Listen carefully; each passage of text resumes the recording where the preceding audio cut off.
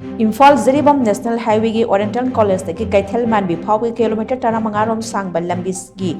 saruk asi sembi dabadagi patsoi part 1 gi miyamna lambi thingmagi khongjang sangsilakhiba adu hena kansilagani hairi panbaya badi lambi asi National Highways Infrastructure Development Corporation Limited ki makhada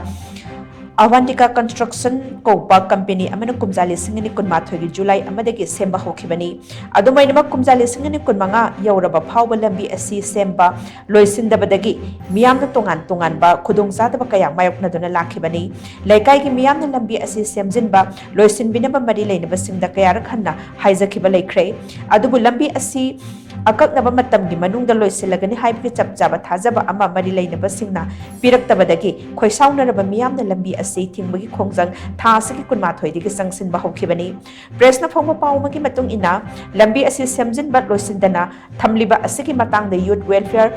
Club amasung Women Development Association Patsoi Part 1 gi mihut singna Chief Secretary da ai pachero ama bisin kre Chief Secretary na su NHIDCL gi makhada chapchaba action lokhat kani haina thajaba pirakle hairi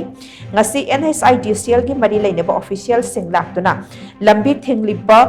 singa unaraga wari sanaraba yai hairi serak asida ngarang numidang patsoi part 1 da lambi thingmagi khongjang changsiliba maira paibi amadi club ki naha singi maikai degi pendaba wafam kya amsu phongdorakli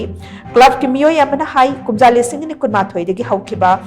lambi semba ase hausik phawba loisindana lairi Oriental College ki gate tagi Kaithelman bi phawba ase sumna tagi kilometer 15 khaktamak sangbani lambi semli bani haiduna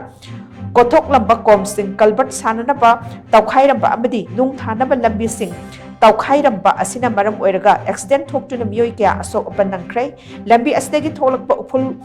singna lambi gi naketa leiriba imungamni dukan phamliba miyoi sing lungs ki laina phawba naduna laikhidaba yaurabani Pibam masida miyamna pendabadagi lambi thingmagi khongjang asi sangsilakpani pibam masi yoraba phawbada hojak phawba mari leinaba singna wafam amata phongdolakpa laitri maramaduna lambi thingmagi khongjang asi hena kansin mawongda changsilagani masida miyamna su wakal tabiduna lambi asida lakbiganu haina su makhatana phongdorakhe